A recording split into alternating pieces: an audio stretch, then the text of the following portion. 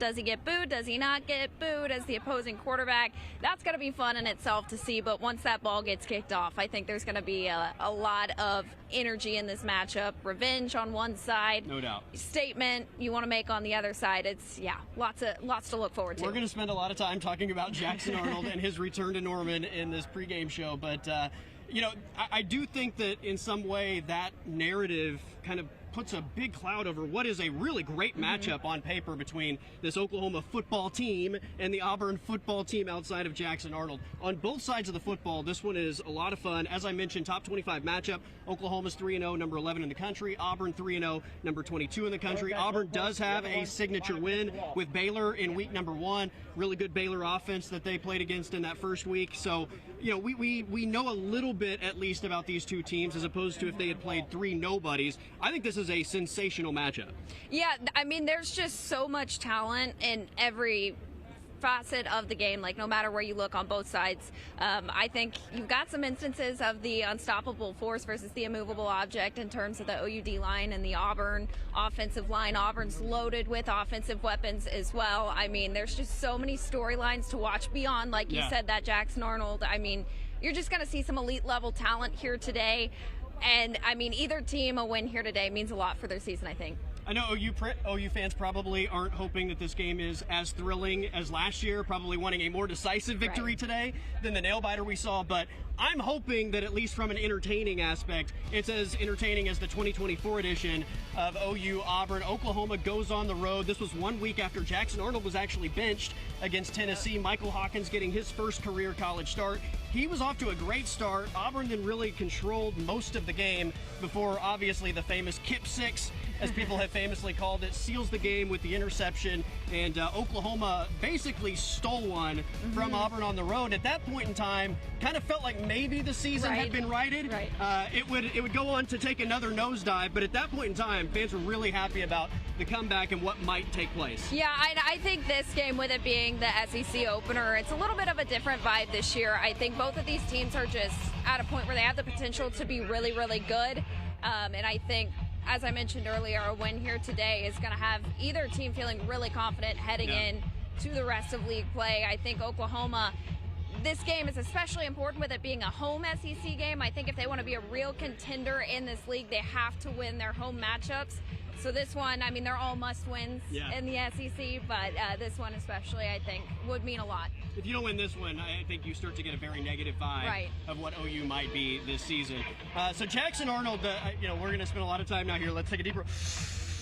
Okay, we're going to spend a lot of time on Jackson Arnold. I think the arc of his career so far has been wildly fascinating, right? He comes into Norman as this 5-star prospect. He has to wait his turn behind Dillon Gabriel. Some fans were saying that he needed the job over Dillon Gabriel, which in hindsight was a very bad take. But he finally gets his opportunity, right? Rough start. Not all his fault because of a lot of the offensive issues a year ago with injuries and new personnel. He gets benched against Tennessee, doesn't play against Auburn, sits out for 3 games. The Michael Hawkins experience wasn't much better. Again, not necessarily used down the stretch of the season with both Arnold and Venables about his future. And I thought both of them kind of told us what was going to happen by basically not answering the question. They just said, we'll see what happens at the end of the year. He then hits the transfer portal. He's off to a great start at Auburn this season, but the arc of his career so far has been wildly fascinating for a 5-star prospect that some deemed a bust just a few games into his college career. Yeah, and I mean, he's such an interesting quarterback because if he has the confidence, he's a really good quarterback. The skill level is there, The skill level is there, but the confidence is what's super important. I think, when he's confident, he's on, he's good. You see him start to get a little shaky, then that's when he starts making those mistakes. I think that is actually going to be something that Brent Venables plays into today, because that's another storyline. You've got the guy who knows what that quarterback is going to be like, whereas, Brent Venables is behind the defense, but this year he's officially calling the shots, so that'll be interesting. But I think he knows if he can get Jackson Arnold uncomfortable and keep him that way, then that plays into the favor of the Sooners, because again, if he gets going and he's confident, he's really good. If he's not, you've got an opportunity. Felt like at least half of the questions at Brent Venables' press conference this week were on Jackson Arnold. I spoke with the Auburn play-by-play voice, Andy Burcham, earlier this week. Basically asked him if they're feeling the same like Jackson Arnold narrative superseding everything else from their perspective ahead of this big matchup. We have the Jackson Arnold storyline in this game, but he wasn't a part of the matchup last year. I don't know about for you guys this week, but I feel like the Jackson Arnold, even going back to the Jackson Arnold storyline, going back to SEC Media Days, and now that we're here on game week, has been a massive one in Norman. As soon as we saw that Auburn was coming to Norman, Oklahoma, and Jackson Arnold entered the transfer portal and ultimately ended up there. I don't know how you can avoid the storyline. And it makes it even more intriguing is the fact that Jackson didn't play against Auburn a year ago. So that's an interesting wrinkle in this. And I think he's handled it pretty well. You know, I don't know what it's like to go through something like this, but he's handled it well. He has played well for Auburn in his first 3 weeks. He has been QB1 for Auburn basically since he set foot on campus, as he went through spring with Deuce Knight, who I think is going to be a fabulous quarterback for Auburn, but is a true freshman. And then Ashton Daniels, who's Auburn's number 3 quarterback, did not come in until the spring, so he could work on his degree and graduate from Stanford. So it has been Jackson Arnold's job since he came to campus. And in game 1 against Baylor, he ran the ball a career high 136 yards and 2 touchdowns against an outmanned Ball State team, 24 of 28, with a couple more touchdown passes. And then had 2 more touchdown runs a week ago against South Alabama. Hard to say that he has not done exactly what he has needed to do for Auburn in the first 3 games. And this is big, he has not turned the ball over in his first 3 games. And turnovers a year ago for Auburn in those losses, like Oklahoma, Arkansas, Cal, turnovers were an enormous, enormous part of those ball games for Auburn. That was an enormous part for Oklahoma a year ago. He had some costly turnovers in several of their losses. Earlier this week, Brent Venables said that he looks like the same guy, that he's still incredibly talented, that this is what they thought Jackson Arnold would be, especially if the supporting cast was healthy a year ago. And Auburn obviously has a tremendous offensive line, tremendous weapons around Jackson Arnold. But I always thought last year, even if he had come back to Norman, just going through, I think, the adversity that he faced last year had to in some way, I mean, jump him light years in terms of the maturity aspect of the game and just being able to handle being in the fire, so to speak. We all know that a year ago that Oklahoma was decimated by injuries and was when it came to Auburn, and yet still won the ball game against Auburn. And I think he has I'm not going to try and compare Oklahoma a year ago to what Auburn has now. I'll just talk about what Auburn has now. Auburn has one of its best offensive lines that it's had in some time, including 2 transfer tackles that have helped out a great deal. Xavier Chaplin on the left side, who transferred in from Virginia Tech, and Mason Murphy on the right side tackle, who came in from USC. And that's really helped stabilize Auburn from an offensive standpoint. He has a very good stable of wide receivers as well. And we knew that coming in, and that group that for the most part a year ago was freshmen, now older as sophomores and veterans. And then you add Eric Singleton to that list, who transferred in from Georgia Tech. That is a multi-tool weapon for Auburn, whether it's in the jet sweep, running the football. He can be a return guy for Auburn. He's very good in his pass routes as well. So Jackson has some tools this year for Auburn, and Auburn's wide receiver room's as good as it's been in a long time, and its offensive line is as good as it's been in quite some time. And that I think that has helped Jackson in his first 3 games. There's been a lot of conversation this week about, Brent Venables scheming to stop Jackson Arnold and knowing his strengths and weaknesses maybe as well as anyone. I wonder from the Auburn perspective, Jackson Arnold's going to be geeked for this game and want to go prove something. Do you try to give him something out of the gate to maybe get the nerves out, or do you maybe be a little bit more cautious with him? I just think that's an interesting part of the chess match going into Saturday with Jackson Arnold. I'm not sure how much of the offense that Auburn has shown in the first 3 weeks. At Baylor, it was the running game primarily, almost solely that game. And then against Ball State, it was the short passing game. And Auburn was really good, and Jackson was really good in that. And a week ago, a little bit more balanced. But Auburn really hasn't tried to stretch the field yet. Don't know if it will be able to do that against this Oklahoma defense. And by the way, I mean, Oklahoma on the offensive side and Oklahoma on the defensive side is by far the best team that Auburn has faced this season. Auburn felt terrific with its win at Baylor, considering, especially since it was a road game to open the season. And then it did what it needed to do and won 2 games at home. But this is really the game that I think everyone has circled after that Baylor ball game. It's the start of Southeastern Conference play.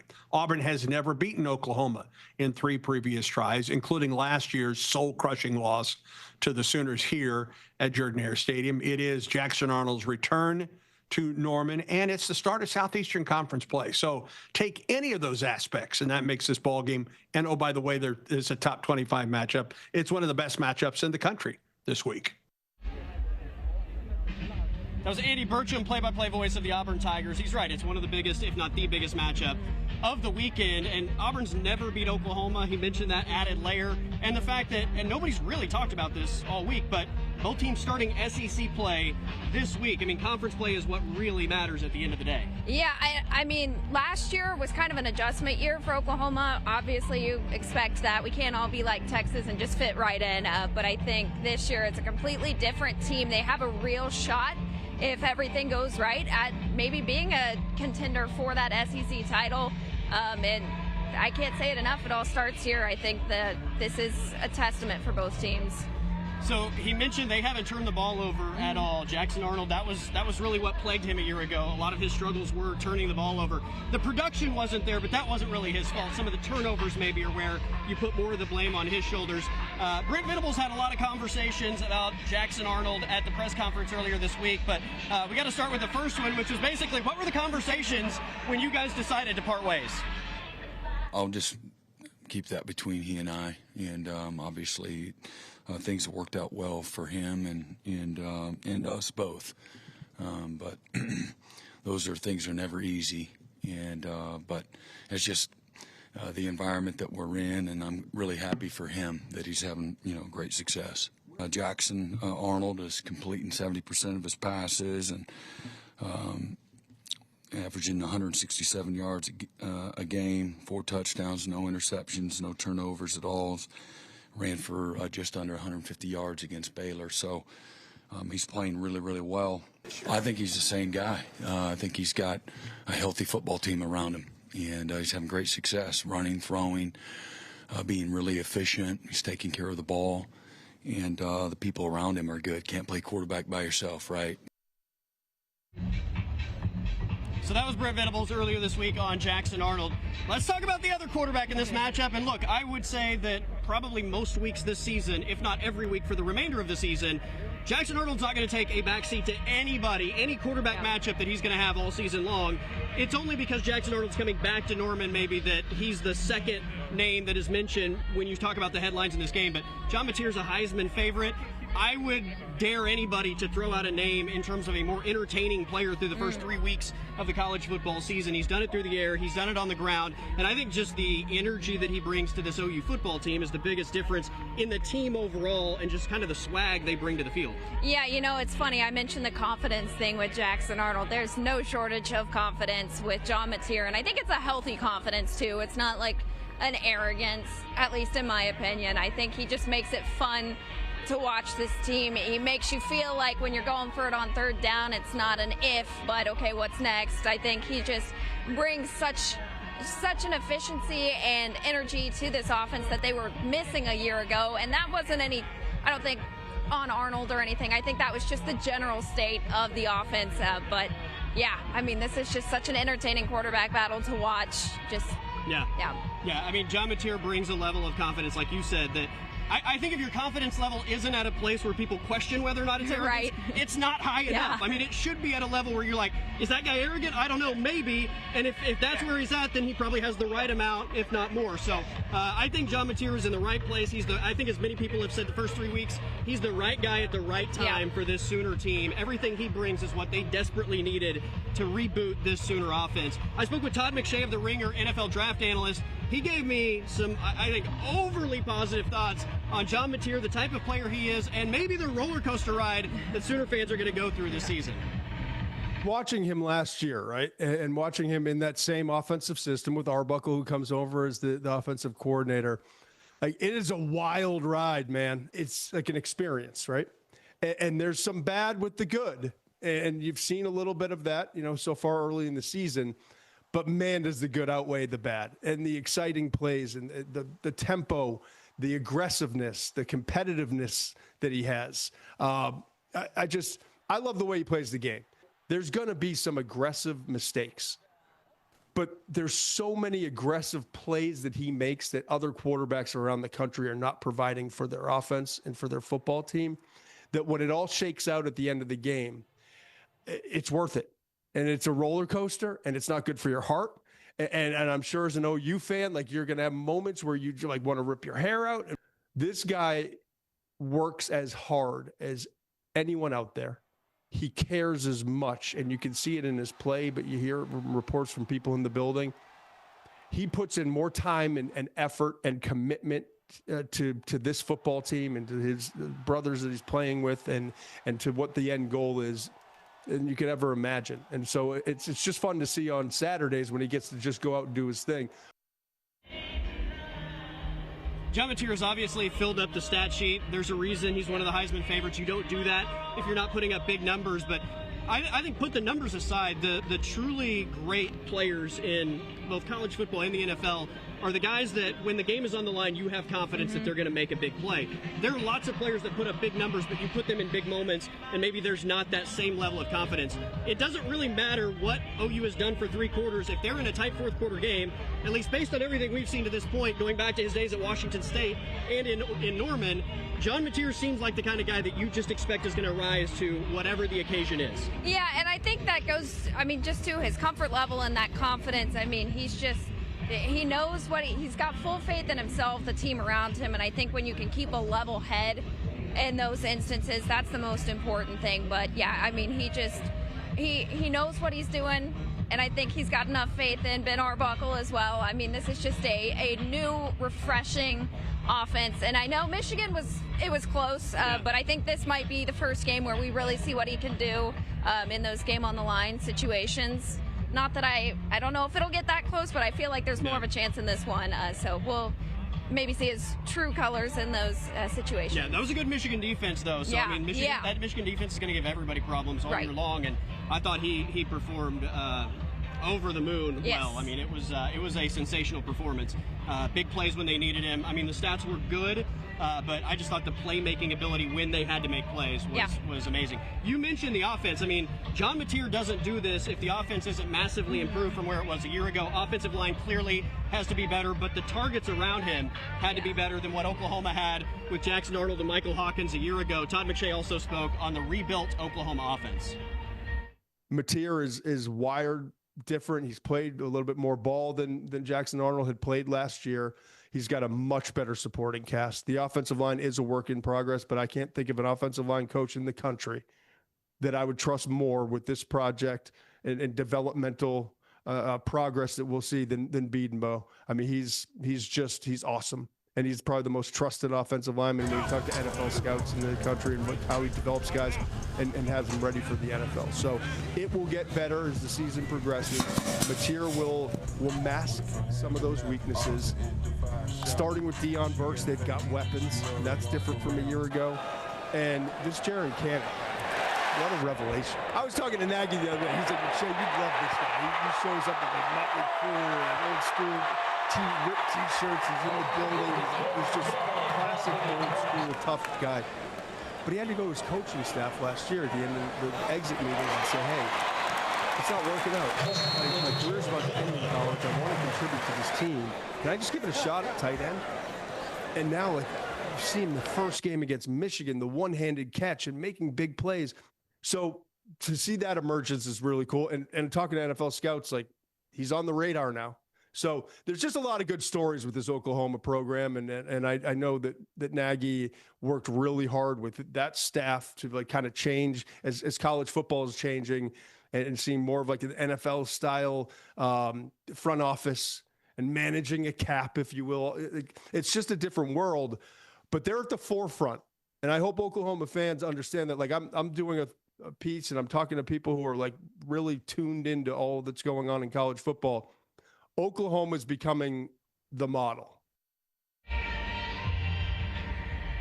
There you go. I mean, a lot of good things to say about that Oklahoma offense. He mentioned and talked a lot about Jaren Kanak, and that the NFL scouts are noticing what he's done through 3 games. I don't know that there's been a bigger surprise this football season than Jaren Kanak. I mean, look, we all thought John Mateer was going to be really good, and he's probably still better than any of the expectations. We thought this offense was going to be massively improved, and it's absolutely delivered. The defense has been elite like we expected. When the initial depth chart came out and Jaren Kanak's name was listed at tight end 1, I literally heard people say, this is just because he stuck it out and he's been a program guy and, like, you know, he's worked hard this offseason. I mean, there were people that didn't give him the respect of being a quality tight end. Not only has he been a quality tight end through 3 games, some have argued he's maybe the best tight end in the country through 3 weeks of the football season. I mean, I would agree with that. You have that doubt, and then that first game, it initially catches it, turns into a fumble. You're like, oh, what are we doing? But then after that, it's like he just has climbed to the ranks. He showed that he's capable of big-time plays, which you mentioned John Mateer can make the play with the game on the line. It helps to have someone like Jaren Kanak who can move the ball like that, and I think, it's surprising he hasn't had a touchdown yet. I think that changes today, but he's just been so fun to watch, and it's just a unique arc that has paid off, I would say. There are a lot of positives in this game for the Sooners.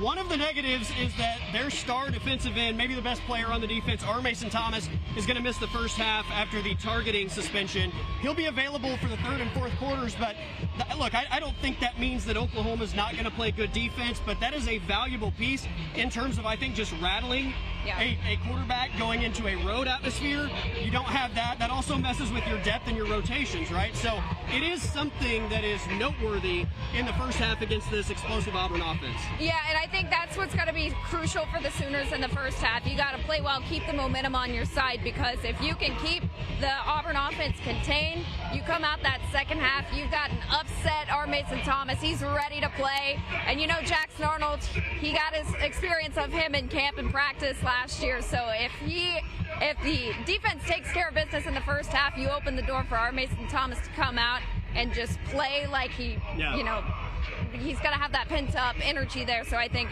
if they can keep it locked down, he comes in, the Sooners defense is going to be in real good shape. Now, Auburn doesn't throw the ball a ton. They're more of a run-first type of offense. They've been really good on the ground. Not saying they've been bad through the air. It's just been a more ground-type attack.